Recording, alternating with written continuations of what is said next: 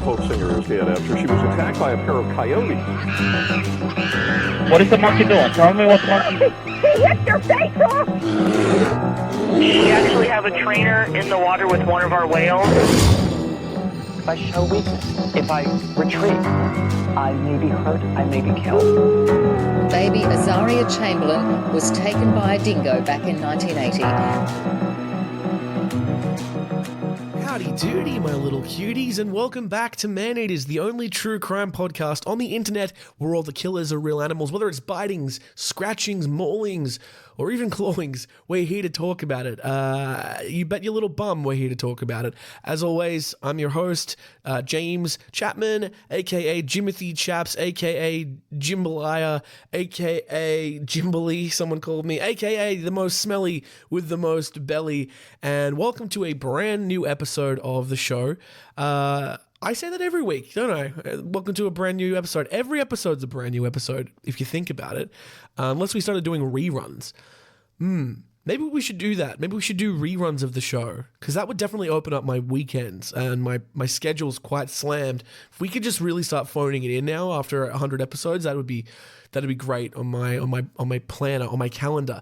Welcome, yes, to a news story. Today we are talking about the death of Maddox Derkosh. Now, just want to give a heads up at the outset of this episode. The story is all about the death of an infant, and if you can't deal with that, then potentially don't listen to the main story of the show. But most of you, I think, if you've been listening to the show for long enough, will be used to it, because apparently there's nothing animals like more than eating and killing young people and old people. Really, it's they like either end of that spectrum. They don't necessarily like healthy middle-aged people, although sometimes they do. And actually, I think in some of our scratch of the day, or nearly called it catch of the day, in our Scratch of the Day segment, which we're about to listen to, there may be some people that do fall into that demographic. So let's do that now. So please cue up the sound effects, because as always, guys, it's the Scratch of the Day. Scratch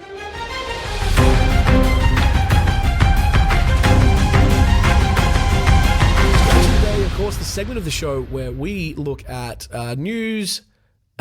We just look at the news. We look at animal attacks in the news.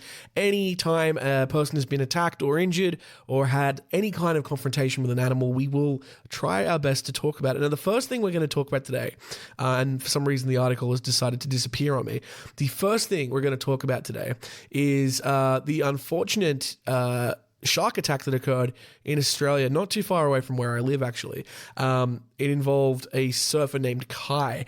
Now, the news article has just disappeared, but I'm going to find that for us. A little bit of a follow-up pup for Kai. So last week we talked about the shark attack that happened in Port Stephens, I think it was, and then we talked in depth about the doctors making great efforts to reattach the limb. So basically, Kai was attacked by a shark. He surfed to shore. He made it back to shore by himself. And then the leg actually washed up on shore not long after. And so doctors were talking about how it is quite possible to reattach limbs. We read a whole article about the trials and tribulations of doing that, the difficulties of reattaching certain limbs, and the likelihood that Kai might be able to have his leg reattached. And even if it was reattached, the likelihood of it being a fully functioning leg as it was very low. The update this week, unfortunately, is that the leg was not able to be reattached. I don't even know if they tried to, or if they were just from the injury site itself were able to tell, no, this isn't going to work. Even if we reattach it, it's going to be more of a hindrance to you. You might as well have a prosthetic. But another update is that apparently a leaked video of the shark attack has actually gone out online. This was published two days ago from 7 News in Australia. So we're going to read this. I haven't seen the video. From sounds of it, like people, they don't want the video out there. So if that's the case, when we read the story, I won't watch it. But we will see. So the headline reads, New South Wales police investigate leak of video showing shark attack Kai Mackenzie at North Shore Beach in Port Macquarie. Oh, it was Port Macquarie, I'm sorry, not Port Stephens. Those two places do get mixed up in my head a lot.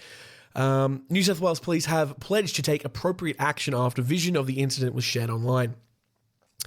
Video of the shocking moment a shark attacked a young surfer, severing his leg on the mid-north coast of New South Wales, has been leaked online, triggering an internal police investigation. Kai McKenzie, 23 years old, had to fight off what experts believe was a 3-meter great white shark while surfing at the North Shore Beach in Port Macquarie at about 11 a.m. on Tuesday. Mackenzie bravely paddled back to shore, where a retired police officer used his dog's lead as a tourniquet to stem the bleeding, a move authorities said essentially saved his life. Mackenzie was airlifted to hospital, but his leg, which was also recovered at the beach, could not be reattached. Just a reminder that the hospital that he got sent to is literally about 10 minutes down the road from where I'm recording right now. He was sent to John Hunter Hospital. Well, he was initially sent to a hospital on the mid-north coast and then moved down to John Hunter Hospital in Newcastle when he was stabilised. We mentioned last week John Hunter Hospital in Newcastle, probably the biggest hospital, I believe, outside of Sydney in New South Wales. And certainly if you went any further than here, you might as well just go to Sydney, where the biggest triage centres are in Sydney. But John Hunter Hospital, fantastic hospital. I was born there, actually, so they do a good job. So they definitely did their best. So vision of the attack showing Mackenzie frantically trying to escape the ocean predator has since been leaked. Authorities believe the leak came via a police station. That's not good. New South Wales police are aware of a video circulating online and have commenced an investigation into how the video came to be released, police said. The New South Wales Police Force does not tolerate this kind of conduct and will take appropriate action pending the outcome of the investigation. Wow. God, what am I looking at? I'm looking at a screenshot from the video. Is that a dorsal fin? That's huge, man. It's not super clear what that is. Doctors did everything they could to reattach Mackenzie's leg, but ultimately they were unsuccessful. Okay, so it does sound like they did actually make an attempt to do it. On Monday, Mackenzie shared a group photo and the light-hearted caption, "Spot something missing?" He said, "So good to have so many amazing people behind me. I really appreciate it," he said. He previously shared his relief at being alive and being able to hold his family in his arms. Quote, "A few days ago, I went through a crazy shark attack, biggest shark I've ever seen, which was a very crazy scene and scared the living fuck out of me," he said. But to all of you, kind-hearted people, all you legends, to anyone and everyone, all your support has meant absolutely the world to me. A GoFundMe was launched to cover his medical expenses and support his recovery and rehabilitation. The link to that is in the last episode, but I'll put it in this one as well. We made a donation on behalf of Maneaters. The donation was under my name, not Maneater's name, because I realized if Maneaters pops up in the it just looks a little tacky, to be honest. It looks like maybe not being super thoughtful with that. So yeah, it's under my name, but it was on behalf of all of us. And if you want to donate, you can do that too. Mackenzie said he was very grateful to everyone for their donations. Yeah, that GoFundMe is still open, so please feel free to have a click and donate something to Kai. He sounds like a really great guy, and it's a shame he couldn't have his leg reattached, but as we learned last week, it's a double-edged sword sometimes. If you do reattach a limb and it is, the nerves are dead and it doesn't quite work the way it's supposed to work, it can actually be more of a hindrance than just not having a leg at all. And of course, sometimes you get a leg or an arm reattached and then they have to cut it off later anyway. So it may be for the best, and hopefully Kai will be out there with a prosthetic surfing really soon and hopefully not being attacked by any more sharks. No, the video is not able to be watched from what I can see. And yeah, interesting that it got leaked potentially from a police station. I'd be very interested to know what happens there. So if anyone hears anything, let me know. All right, let's talk again. This next story, a little bit less lighthearted, unfortunately. It does involve the death of a child, so maybe skip forward 5 minutes if you don't want to hear about this. This is all over the news. When I search for animal attacks, I literally just Google animal attacks and go through the news and search through the relevancy and the dates. And this was all over the front page. This is basically all anyone was reporting. And a lot of times when it does involve a small child, it does sort of go a long way. So this is from Eyewitness News in Chicago, I believe. 2-year-old Texas girl has been mauled to death by dogs while at a babysitter, police say. Now, we've had our fill of stories like this. It's unlikely there's going to be anything interesting, or not interesting, but anything new that surprises me. Here we go. It doesn't look like a particularly long story, but here we go. It's in Houston, Texas. A 2-year-old girl is dead following a dog attack in Texas on Monday. The fatal mauling happened at about 12:20 p.m. at a home in North Houston, police say. Officers called to the home discovered the toddler had been attacked by 3 Rottweiler dogs. Paramedics took the child to Texas Children's Hospital, where she was pronounced dead. According to police, witnesses said the girl was attacked inside the home where she was in care of a babysitter. The dogs were seized by the city of Houston. B-A-R-C. Bark. I don't know what that means. The police investigation is ongoing, and anyone with information is urged to contact the homicide division. There's a phone number. I'm not going to give that to you. It's unlikely anyone out there in listening to this has information. Yeah, really sad. I mean, it sort of rings hollow a lot of times when I say that. I feel that it's just sad, but it is really sad, and there's nothing we can really do. I want to see if there's more information in this article here from another publication. It says, in a tragic turn of events, a toddler is dead in another grisly dog mauling. 3 dogs attacked and killed the toddler while they were at a babysitter's home in Texas. Houston police responded to the scene. It's another terrible and unfortunate incident. As a parent to a 7-month-old, it makes me a bit sick to hear news like this, especially when it involves such a horrific manner. According to police, the dog attack happened in Houston's near Northside neighborhood. It's located just a few minutes from downtown. According to police in the area, they responded to the incident at around noon on Monday. Someone called about a devastating animal attack at the residence. Upon arriving, they found a 2-year-old girl. 3 Rottweilers had attacked and fatally bit her. Emergency responders quickly came to the scene. They managed to transport the toddler to a nearby hospital, but her injuries were too great. The hospital later pronounced her dead. At this time, police are still investigating the incident. While it appears the toddler died from the dog attack, the Harris County Institute of Forensic Science will have final say on what caused the tragic death. According to the medical examiner's office online records, the victim appears to be Ada Fisher. The medical examiner plans to perform an autopsy to determine her cause of death. Yeah, I mean, the presumption is obviously the dogs attacked her, but there is also an outside possibility that the child died from other causes and the dogs attacked the corpse, for lack of a better term. Likewise, authorities haven't announced whether they will pursue criminal charges or not. The incident happened, I mean, they probably will. More often than not in these stories, yeah, the homeowner or the owner of the dogs does have some kind of negligence. I can't imagine. I mean, well, I don't know enough. If the kid was by themselves, it hasn't been mentioned that they were with anyone, then yeah, absolutely, that seems to be negligence to me. But like, if the woman or so-and-so was just holding the baby and then the Rottweilers came in and attacked, what can you do? That's not really your fault. Okay, so likewise, the authorities haven't announced whether they'll pursue criminal charges or not. The incident happened at the home of a babysitter. According to witness statements, the 3 dogs attacked the toddler while inside the home.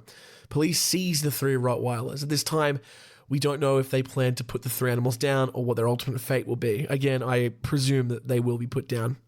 That's very likely. Likewise, the case remains under investigation as of Thursday. They're still gathering exactly what happened. The family hasn't publicly spoken on the matter at this time. As a parent, I want to stress it's important to keep some distance between dogs and little ones. They're defenseless at an early age. While dogs may seem friendly enough, they can turn on a dime. This is written by Wide Open Spaces website. It seems to be about outdoor adventure and hunting and conservation. Matthew Wilson wrote that. That was published on the 31st of July, so quite recently. Yeah, again, nothing outside the ordinary when it comes to stories like this. I think I'm personally a little desensitized to it. We've heard just this happen so many times. What's not clear to me is if those 3 Rottweilers were pets of the babysitter or they lived at the babysitter's house. That wasn't mentioned to me. And it did pop into my mind before as I was sort of talking that if you're just babysitting a kid at your house and 3 dogs come into your house, I don't know how you're negligible for that. But again, we just don't know. My assumption is that the dogs are residents of that home, which more often than not seems to be the case. I mean, it is. I wouldn't say it's rare. It's less often that it happens that you're attacked by random dogs, especially 3 of the same breed. Yeah. We've heard lots of stories like this where the dogs are great with the kids for years, and then suddenly, for seemingly no reason, they turn on a dime and attack and kill little ones and old ones too. There was that story from a while ago where they just turned on a dime, they ripped this guy apart who was in a wheelchair. Yeah, I mean, it feels like it rings hollow for me to just say it's sad, but it is sad. I'm not a big, thoughts and prayers kind of guy. That's not my belief system, but I guess thoughts are with the family. I guess I just want to know more. I want to know what happened. Look, I say it might be a follow-up, Pup, and we might see next week, but you know what? To be completely honest, in a week when I search for the story, there's going to be another dog attack that comes up as the top result. It's every week someone somewhere is attacked by a dog. And it's hard. I love dogs. Dogs are my favorite. I would never say ban dogs, but man, I think we need to really look into having dogs and children so close together. Maybe there needs to be some kind of service for you if you're a dog owner and then you have a baby. Like, I don't know, we could foster the dog for a year until the baby's a little bigger, or the dog. I don't know. I don't know what the answer to this is. It's just, a really horrific incident that's happened. And, no easy solutions. We'll have to wait and see if criminal charges are brought against the babysitter or the owner of the dog, whoever the dogs, whoever they are. Okay. Let's talk about another animal attack story in the United States. An aggressive bear has been tracked by dogs and euthanized after biting a runner in Utah. There you go. Don't know. We don't really get a lot of stories from Utah that I know of. Utah is the one with the Mormons, right? That's where your Mormons live. Salt Lake City, Utah, right? I don't know anything about Utah, but I think that's where the Mormons live. Bloody good on them. Good job. All right. A bear that attacked a runner in Utah on Wednesday has been euthanized. The man had been trail running in Big Cottonwood Canyon. That's a great name. About 12 miles southeast of Salt Lake City, where the adult female black bear came out of the bushes and bit his arm. The bear was later tracked by the Utah Division of Wildlife Resources using dogs and euthanized. Quote, because the bear had shown aggressive behavior and injured a person, it was euthanized per policy, the division wrote in a news release on Wednesday night, as reported by news station Fox 13 Salt Lake City. The man tried to make himself look as big as possible and backed away. According to the National Park Service, making yourself look large is advised, but moving away from the bear is not, as this can trigger the bear to attack. The bear charged him twice, and the man tripped over a log, which is where the bear attacked and bit him on the arm. The man fought back, kicking at the bear and allowing him to escape. He then drove himself to the hospital to treat his arm injuries. The bear was tracked late that evening and euthanized by officials. The incident comes days after a cyclist escaped a grizzly bear attack in Canada by punching it in the face. Utah is home to around 2,000 black bears. If you encounter a bear, NPS advises talking calmly and waving your arms slowly to seem as large as possible so the bear identifies you as human. You should not run, as bears will chase anything that flees and can run incredibly fast. A scream or sudden movement may also trigger an attack. Never imitate bear sounds or make high-pitched squeals, NPS said. A bear may bluff charge at you or charge aggressively. Bluff charges are meant to intimidate, but can be identified by the bear having its head and ears up and forwards. They may retreat after the bluff charge. Do not run during a bluff charge. It may trigger the bear to attack. Stand your ground, the NPS says. An aggressive charge, on the other hand, is when the bear means to attack and can be identified by the bear's head and ears pointed back. Head down and ears pointed back. Man, I don't live near black bears, and maybe if I did, I would keep all this this stuff in my mind. But that is an incredibly easy thing to mix up. You know, the difference between a bluff charge and an actual aggressive charge is just the difference between his head being down or up and the ears pointed down. Man, it's hard. I mean, I guess at that point, if you run, you're going to be attacked anyway. Might as well try to stand your ground and try to scare it off. Your response to an attack from the bear depends on the type of bear, with grizzlies and black bears being rather different.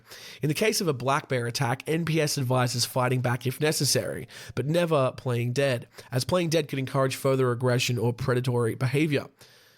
If you are attacked by a black bear, do not play dead. That's in caps lock, that's why I yelled it just then. Try to escape to a secure place such as a car or building. If escape is not possible, try to fight back using any object available. Concentrate your kicks and blows on the bear's face and muzzle. Muzzle, I guess that's the nose bit, right? The schnozzle. I always call that the schnozzle. In the case of a grizzly bear attack, playing dead is advised, as this may diffuse the situation by showing that you are not a threat. However, if the attack does continue, fighting back might be a last resort. If you are attacked by a brown or grizzly bear, leave your pack on and play dead. Lay flat on your stomach with your hands clasped behind your neck. Spread your legs to make it harder for the bear to turn you over. The rest of that I'd heard before, but the spreading your legs to make it harder for the bear to turn over, I haven't heard that bit of advice before. That's good. Remain still until the bear leaves the area. Fighting back usually increases the intensity of such attacks. However, if the attack persists, fight back vigorously. Use whatever you have at hand to hit the bear in the face, the NPS said. Carrying bear spray in areas where bears live is always advised. There you go. Well, I'm glad this guy made it out. It seems like it was a close call. Black bears, I'm not too worried about. Grizzly bears do scare me a lot. Yeah. I mean, just the size. Like, every now and again, you see a video of a black bear, and you're like, oh, that's like not that big. It's like a really big dog. Not that I want to fight it, but I think when I think of bear, I think of like a polar bear or a grizzly bear, one of those bears that stands up on its hind legs, and it's like, oh, that's like two dudes. That's like massive. Whereas a black bear, sometimes I'm like, my dad could fight that. But my dad's awesome. He could fight anyone. All right, we have one more story. Do we have one more story or two more stories? This one's a little lighthearted and a little embarrassing. A California teen claims he was attacked by a mountain lion. Officials say it was a house cat. Oof. This is embarrassing for whoever this was from. A 19-year-old dirt bike rider says he was ambushed by a cougar on the trail, but DNA results point to a different sort of feline. On July 3rd, a 19-year-old in Arroyo Grande, California, suffered a minor concussion after he was attacked by what he claims was a mountain lion. After conducting an investigation, however, wildlife officials say forensic evidence points to something much less intimidating. An ordinary house cat. You know what, I'm just going to say, as someone who has been stalked and harassed and attacked relentlessly by a normal house cat, they're not that ordinary, okay? They're not that harmless. I've still got scratches. Can you see them on the video? Not really. They're there. There was like some scratches. Anyway, it doesn't matter. The teen, whose identity has not been released, which I guess is good because they'd be very embarrassed, told officials in his initial report that he was riding a dirt bike when an animal dropped from a tree and nearly ripped him off the bike. In an interview with the Tribune, he alleged something grabbed his helmet, ripped him backwards, and almost knocked him out, just as he revved the throttle to, quote, get out of there. Initially, I did see something about the size of a dog, a large dog, drop from the tree and barely miss me, said the teen, who later returned to the scene to see if something else might have fallen on him. There was nothing I could have hit my head on. No tree had fallen. After receiving the teen's initial report, California Department of Fish and Wildlife law enforcement officers launched an investigation. They interviewed the victim and collected DNA samples for lab testing. Captain Patrick Foy with the CDFW Enforcement Division tells Outdoor Life that the evidence they collected did not support the teen's claim of nearly being mauled by an apex predator. Our investigation, including interviews, collection of evidence in the form of clothing the reporting party was wearing, and forensic analysis of the evidence, did not confirm the presence of a mountain lion, Foy says. He did not clarify whether investigators searched the scene of the alleged attack for additional clues. What the investigation did reveal, he says, was DNA from Felis catus, which is a domestic cat. Regardless, the victim is sticking to his story. The teen, that is so embarrassing. The teen told reporters in a follow-up interview that he has a pet cat at home. Okay. Which could explain the DNA they found on his helmet and clothing. Yeah, it certainly would. He also said that the glaring absence of mountain lion DNA in CDFW's forensic testing was because the cougar, quote, barely grabbed onto the back of my helmet and ripped me back. The reporting party has a domestic cat, so it was not a surprise, says Foy, adding that the CDFW continues to take the incident seriously. We have been closely monitoring our wildlife incident reporting database to see if others in the community have reported seeing a mountain lion. This is a negative so far. Mountain lion attacks on humans are extremely rare. Only 24 confirmed mountain lion attacks on humans have been reported in California since 1984, with most attacks occurring on young children. According to the CDFW, a person is 1,000 times more likely to be struck by lightning than attacked by a mountain lion. But with nearly half of these confirmed attacks occurring within the past decade, it does seem that conflicts with humans are on the rise in California. In March, 2 brothers were attacked and one was killed by a mountain lion when they were shed hunting near the El Dorado National Forest. We talked about this story, I remember. Taylor Brooks, 21 years old, died after wrestling the lion off his 18-year-old brother. This marked the Golden State's first fatal mountain lion attack in 20 years, and the tragedy has led to Taylor's uncle, Malcolm Brooks, to call for changes to California's policy around lion management. He joins a growing number of hunters and rural California residents who think the state should bring back cougar hunting in some form, or at least find some way to make the mountain lions less comfortable around humans. Quote, "We're really playing with fire, and what happened to Taylor and Wyatt may well end up being the tip of the iceberg," Brooks said. "Figure out a way to make pursuit permits a possibility for people who have lion hounds. Put pressure on this population. Get them to dehabituate from human population zones." I'm just going to comment on that really quickly. That's very tricky because it's not like the cougars are habituating to a human population. Human populations are encroaching into mountain lion and cougar habitats. So it's actually the other way around. I'm not saying that nothing can be done, but I am saying that is potentially the wrong way to look about it.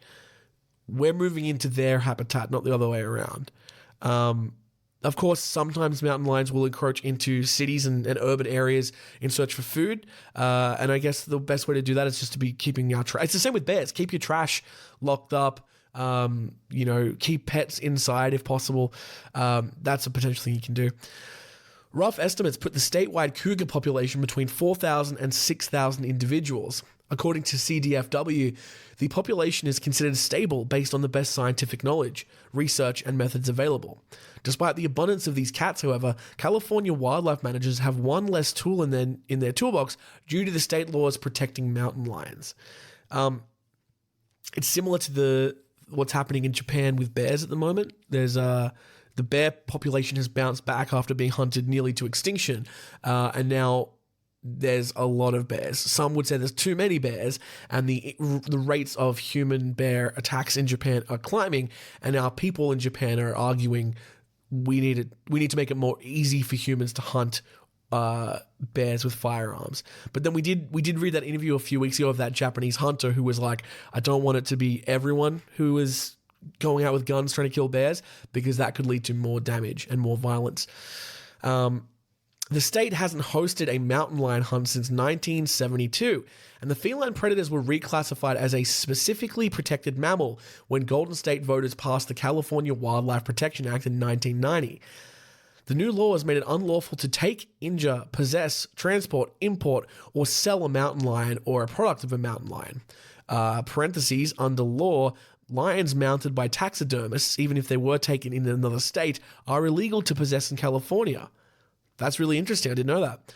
And since many Californians care deeply about protecting the state's mountain lions, issuing dramatic displays of public grief when a 12-year-old urban cougar was euthanized after being struck by a car, the chances of state policy being overturned in a public vote is a long shot. However, some may reconsider their stance if mountain lions start to regularly fall from trees. That's a question I had. I wasn't aware that mountain lions, part of their hunting tactics was to be in trees and pounce down. I know that they hunt from behind and they will jump down from ledges or cliffs or hills. I'd never heard of them climbing trees, but I guess it does make sense. They could do it as long as the branch can support their weight.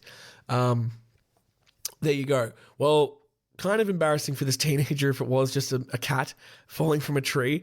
But I guess it's one of those ones you probably will never know. I don't want to just discredit him. Potentially he was attacked by a cougar. We don't know. Or something else. He had a cat at home, so I don't know if the DNA evidence on his shirt of cat fur or whatever it is, like, I don't think that disproves his claims. It could go either way. But, I mean, it is a little embarrassing if it is just a house cat and he's claiming it was a mountain lion. Yeah. Anyway, guys, we're going to take a little quick break here. Go and have a drink of something, go and do a wee, and we'll be back momentarily. Okay? Goodbye. Goodbye. God.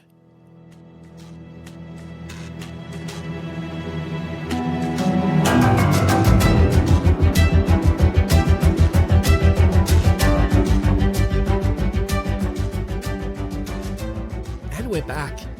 Guys, my hair is being an absolute nightmare recently. I don't know what to do.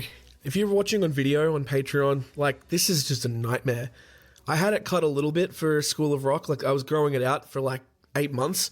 I didn't get a haircut because they said they needed it to be long, and then they cut it for the show and it was okay. But now it's just like, what is this? What is going on? Petition to just shave my head, gang. Or maybe get like a buzz cut. Maybe, hey, what if I got a low taper fade? Is that meme still funny? It was never funny. Okay, cool, great.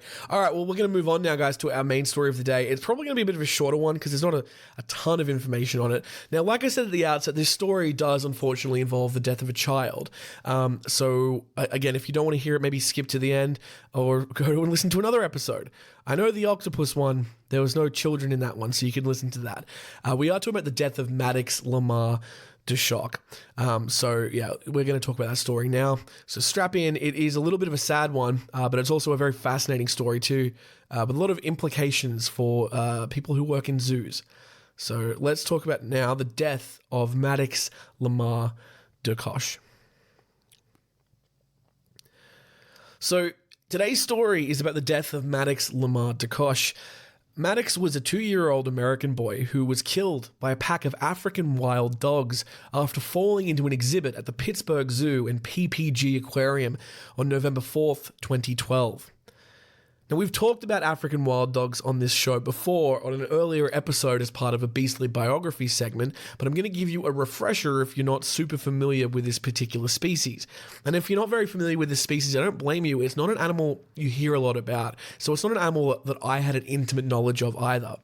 But I did do a bit of research, and African wild dogs, also known as painted wolves, or by their scientific name Lycaon pictus, are fascinating carnivores native to sub-Saharan Africa. They are distinguished by their uniquely patterned coats, which feature a mottled mix of black, brown, yellow, and white, giving each individual a distinctive appearance much like a fingerprint. These social animals live in packs that can range from 2 to 20 members, and they have a highly developed social structure. They exhibit remarkable cooperation in hunting, using sophisticated strategies to chase and tire out their prey, which often includes antelopes, warthogs, and other small mammals. Now, one particularly interesting fact about African wild dogs is their extraordinary hunting success rate, which is estimated to be about 80%, making them one of the most efficient predators in the animal kingdom. Another intriguing aspect of their social behavior is their care for the young and injured members of their pack. The entire pack participates in rearing pups, and they will regurgitate food for both the young and any members who cannot hunt due to injury. This strong sense of community and cooperation is vital for their survival in the wild. It also makes them a relatively unique member of the animal kingdom, as not a lot of pack animals will do this for their young and for the other members of their packs. So the exhibition at the zoo in question had an exclusive observation platform to observe the dogs. Now, Elizabeth Derkosh, the mother of Maddox, hoisted her son to the exhibition's railing for a, quote, better view, in spite of the cautionary notices and obstacles that had been put in place. Now, after slipping and falling from her grip, he fell 4.3 meters off the railing. Maddox Derkosh passed through a catch-all safety net intended to capture falling debris and entered the painted dog enclosure. Now, it was at this point where 11 of the painted dogs mauled him instantaneously, and according to one witness, quote, tore the boy apart. A policeman responded to the incident and shot and killed one of the dogs, and zoo employees attempted to hold the other dogs back. Before anyone could get to Maddox Derkosh, the dogs had already begun to tear him apart and eviscerate him. Maddox died from traumatic injuries and critical blood loss. Now, initially, Elizabeth Derkosh was originally accused of criminal negligence in a court filing, but was never prosecuted, having filed her own lawsuit against the zoo and settling out of court. Now, the painted dog exhibit in the zoo, it consisted of a number of dogs that were kept within a structure, near which was a solid structure made of mostly wood material with a viewing deck that allowed visitors to watch the dogs from above. Below this deck was a safety net that would catch anything that would fall into the enclosure, including debris, so that nothing could accidentally end up in the enclosure. The exhibit featured a number of warning signs urging visitors to be very careful when using the deck, while staff of the zoo claimed that visitors were briefed on the dangers of wild animals. In a report for ABC News, Jack Hanna argued that the African painted dogs are a very aggressive species, as he had worked around them in the 1990s filming his series Jack Hanna's Wild Countdown. Hanna stated in an interview, quote, I don't care if a zookeeper, a policeman, a tranquilizer gun, whatever would have been right there. It could not have been helped. Sorry is not a word that I can even say. Condolences? I don't know what word to use, but my heart aches right now for everybody. The zoo had never had a recorded death until the incident with Maddox Derkosh occurred. So let's go into a little bit more detail on what happened. On November 4th, 2012, Maddox Derkosh visited the Pittsburgh Zoo and PPG Aquarium with his parents Jason and Elizabeth. When the family reached the painted dog enclosure, Elizabeth wandered past the warning signs with Maddox and lifted him atop of the rail of the viewing deck. It was, according to zoo staffer Lou Neen, not uncommon to see parents holding their children up to the exhibit railing to view the animals, despite numerous warnings from staff and signs to the contrary. The catch-all safety net below was only intended to rescue small objects like cell phones, cameras, sunglasses, and rubbish dropped by visitors, and it was not sufficient to sustain the weight of something like a human child. Maddox slipped from Elizabeth's grasp, bounced off the safety net, and landed on the ground of the enclosure several feet below, where the dog pack immediately proceeded to attack and kill him. Elizabeth screamed and tried to break into the enclosure to rescue her son, but she was restrained by another guest. Some zoo witnesses claimed to hear Elizabeth screaming for help from a distance, while those nearby were able to see the attack. One of the painted dogs was actually shot and killed by a police officer on the scene in order to get it away from Maddox. None of the other dogs were harmed during the incident. Now, it was initially unclear in most news coverage of the case whether Maddox had been killed by the lengthy fall or by the dogs themselves. Eventually, it was revealed that Maddox had survived the fall and was fully conscious after the fall, and that the dogs had torn his body apart while mauling and biting him, after which the boy was finally approached when it was safe to attempt a rescue.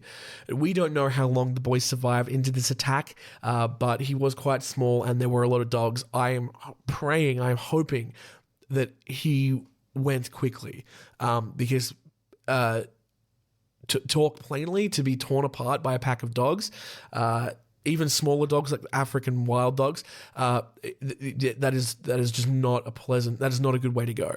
And so I do hope that was over for him as fast as he could have been. Maddox's internal organs had been destroyed by the dogs tearing at them, and he suffered more than 46 wounds to his head and neck. By the time veterinarian Barbara Baker and the other zoo staff arrived on scene, they determined that it would have been futile to try and rescue Maddox. According to Baker, it was clear that the child was dead. There was no reason to send any staff into harm's way. Maddox bled to death, and his body was eventually recovered and sent to a medical examiner for an investigation after the remaining painted dogs were detained. Maddox's killing triggered a lengthy debate between the Derkosh family and the Pittsburgh Zoo, which escalated into court filings and a lawsuit.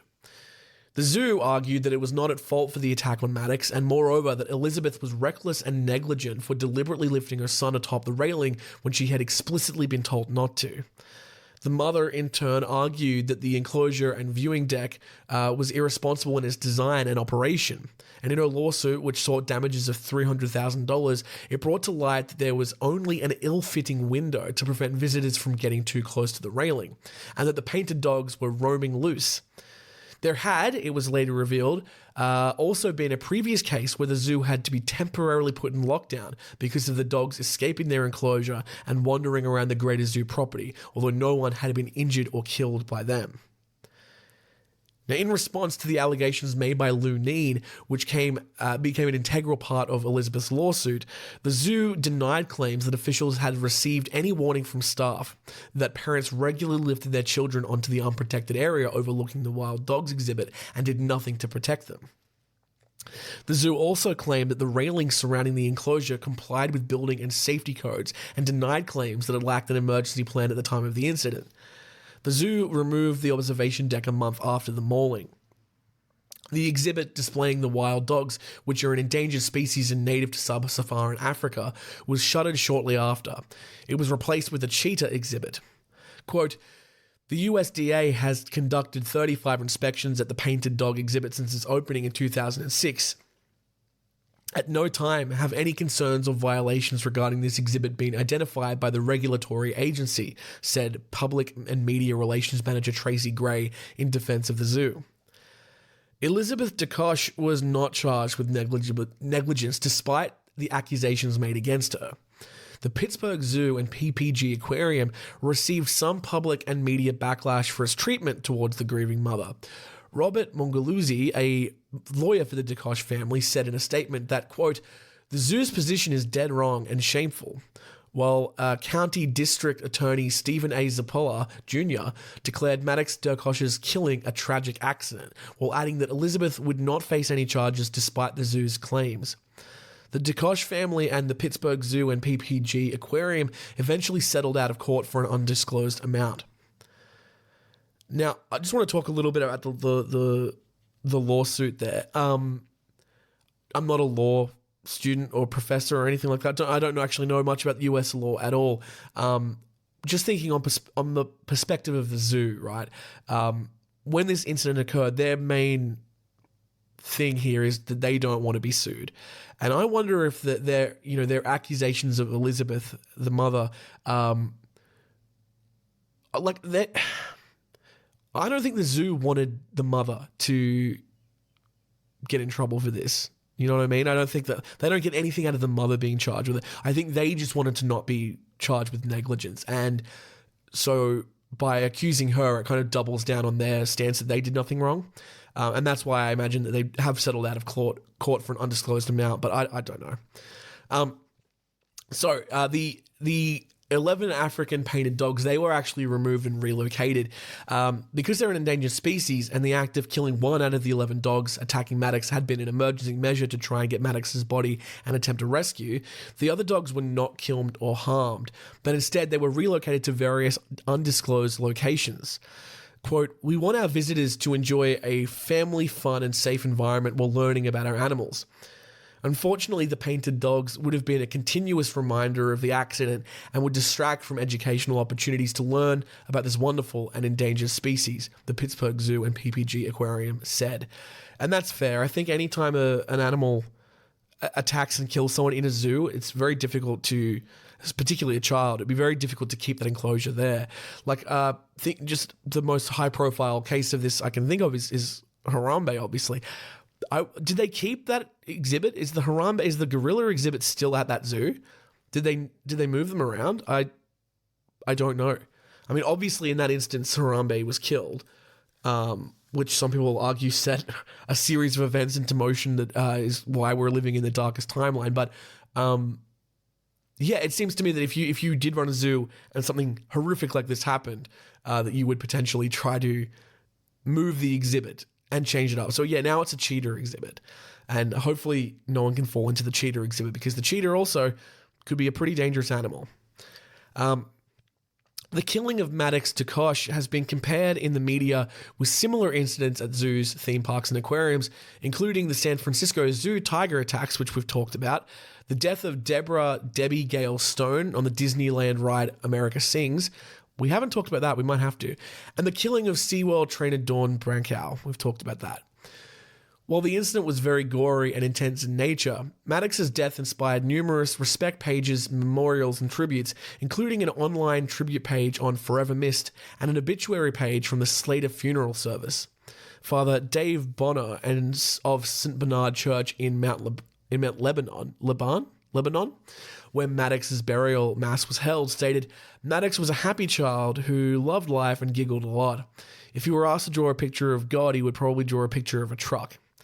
Maddox's adoration of trucks inspired Elizabeth and Jason Derkosh to create a fundraiser for their son's memory, which involved asking the public for donations of toy trucks, which were then donated to impoverished children for Christmas presents. That's a beautiful, beautiful idea. That's really nice. The fundraiser drew in thousands of donated toys, mostly from strangers who did not personally know the Derkosh family, but who had been disturbed by the story of his death and aspired to help. Quote, "When I first heard about this death, it was just awful. I couldn't imagine a family going through that, and we wanted to show our support, wanted to come out and give them support," he said, one quoted donor, John McAlevey, who had no personal connection to the Derkoshes. So yeah, overall, look, a relatively short story today, but quite a devastating thing that happened to the family and to the zoo. Animal attacks in zoos are exceedingly rare. When they do happen, it's more than likely going to be a trainer or a staff member of the zoo that gets injured or killed by an animal. I'm thinking of that rhinoceros attack that killed that zookeeper in, I think it was Sweden not too long ago. The rarest, I think, is animal attacks on zoo visitors. But it does happen. And so, yeah, that story mentions the San Francisco tiger attacks where those boys broke into the zoo and a tiger managed to claw its way out of its cage and kill one of them. The orca killing Dawn Brankow, although she was not a guest, she was a trainer at the zoo. Of course, Harambe, the boy who was well, didn't die, but could have very well been killed by the gorillas in Harambe story. Yeah, it's not super common for this to happen. But it does happen. Next week, we are going to talk about another story about an animal that attacked visitors in a zoo. We're going to talk about Blinky the polar bear. That's the story I was going to do this week, but I learned about this story and wanted to quickly cover it. Again, not the most verbose story in the world. We're not going to talk it for an hour, but it is quite sad that this happened. Devastating for the zoo as well. Like, I imagine as a zookeeper, you get to know these animals quite well. And for just one day to go to work and be like, yeah, sorry, we had to shoot one of them because a small child fell into the pit and they just attacked it. Very sad. Yeah. And African wild dogs, not an animal that I would want to mess around with in real life, but even more, I wouldn't want to be put in an enclosure with them. So yeah, very, very, very, really depressing story there. So we are going to finish our episode with something a little bit lighter, if that's okay with you. I thought it might be fun to do some fun trivia. Would that be okay? Hooray. So this is fun trivia, and the theme is Australia's Deadliest Creatures Quiz. Some of them we have a... What? This is like really badly written. Some of them anyhow, we have a lot. Note, this quiz is not designed to scare away tourists, but to warn them. Be afraid. Be very afraid. That does not feel like it was written by someone whose first language is English. Okay, we're going to do an Australian Deadliest Creature Quiz. I'm from Australia. Let's hope I can get 10 out of 10. All right. Question number 1. You can play along as well. This snake kills more people in Australia annually than any other snake in our snake-ridden country. It has a bite that is deadly within a few minutes. Can you name it? And the options are the eastern brown snake, the princess brown snake, the medium brown snake, and the bishop brown snake.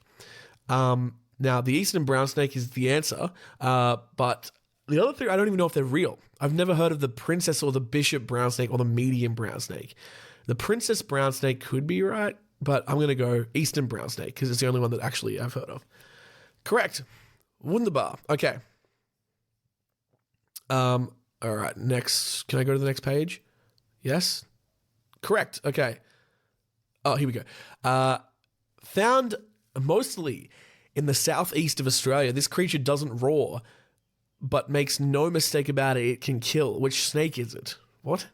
Really badly written questions. Okay. Found mostly in southeast of Australia, which is where I live. This creature doesn't roar, but make no mistake about it, it can kill. What snake is it? Is it a tiger snake, elephant snake, lion snake, or leopard snake? It's the tiger snake. That's the only one that actually is real that I know of. Question 3. Are these all about snakes? This snake has a venom that is the most dangerous in the world. It can be found in the drier areas of Australia as a rule, and it will avoid people if it can. Otherwise, you're in trouble. Its name is a little bit like an island in the Pacific. What is it? Is it the rickshaw? Is it the taipan? Is it the Hanson? Or is it the Landau? It's the taipan, obviously. Question, and finally, not a snake question. The most dangerous spider in Australia, and possibly the world, goes by what name? The sifter spider, the sieve spider, the funnel web spider, or the colander spider? It's the funnel web spider. This quiz is too easy because there's literally a photo of it next to it. About 2,000 Australians are bitten each year by this spider. Can you name it by its photograph? It looks very similar to a black widow spider, guys, but it's not a black widow. Is it a greenback, a blueback, a purpleback, or a redback? It's a redback. Okay, another spider question. Similar to the effect of the funnel web, but with no known deaths recorded against its name. This rodent named spider, what is it? The squirrel spider, the squealer spider, the weasel spider, or the mouse spider? That's a mouse spider. Okay, we're not doing snakes. Okay, next one. This creature's venom can kill a person within 30 minutes. Can you name it from its photograph? It's a little octopus. Blue square octopus, blue ringed octopus, blue triangle octopus, blue cubed octopus. It's the blue ringed octopus. This is so easy. We need a harder one. Another creature to be very, very aware of when you're visiting tropical areas of Australia has a name associated with this photo clue. Can you work it out? The photo is like a weird pentagram box, but the answer is it's a box jellyfish. I don't even need to look at the photo. Question 9. This dangerous creature blends in so successfully with its rocky surroundings, it cannot be detected until it attacks. What's it called? Is it the coral fish, the pebble fish, the gravel fish, or the stonefish? It's the stonefish. Stonefish are ugly looking fish, guys, but they are dangerous. They're one of the most deadly fish you can get, and you step on them, and they've got these spines that if you step on them, the flesh moves away like that, and it injects poison, or venom, I should say, into you, and you can die of a heart attack very, very quickly. Okay, number 10. Incredibly so, the biggest annual killer in Australia is this lovely introduced species. What's its name? Is it the Hawaiian honeybee, the Antarctic honeybee, the American honeybee, or the European honeybee? In Australia, we have European honeybees, which is the correct answer. There you go. 10 out of 10. That was way too easy. Let's do another quiz. That was fun, but too easy. Deadly animal quiz. Let's see what we can come up with. Can we get a perfect score on this dangerous animals quiz? All right. Hopefully there's not too many that are look at the photo because it's not as fun for you guys who are listening. That's exactly what it is. I don't want to do this one. That's just identifying photos. I'm not a baby, guys. Deadly animal personality quiz. BuzzFeed, what are you doing? All right, let's do that. Let's do this instead. Every animal has a deadly animal lurking inside. Oh, BuzzFeed. How many enemies do you have? What kind of question is that? How many enemies do I have? I don't have any enemies, I don't think. I know people don't like me, but they're not enemies. I don't want to say 0. I'll say 2 to 3. The options are 0, 1, 2 to 3, or 4 or more. I'll say 2 or 3. I don't think I've got many enemies, but maybe people think I'm an enemy, so let's do that. 2 to 3. Okay. How do you handle conflict?